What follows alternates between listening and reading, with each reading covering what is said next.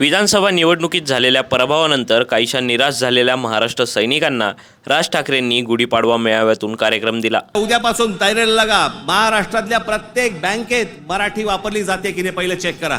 पराभवानं निराश झालेल्या कार्यकर्त्यांमध्ये जोश भरण्यासाठी आणि आजही कोणती सत्ता हातात नसतानाही कार्यकर्ता महाराष्ट्रासाठी आणि मराठीसाठी तितक्याच ताकदीनं लढतोय की नाही हे तपासण्यासाठी राज ठाकरेंनी घेतलेली ही एक परीक्षा असावी, जी साधारण एक आठवडा चालली। या आठवड्याभरात महाराष्ट्र सैनिकांनी जीवाचं रान केलं।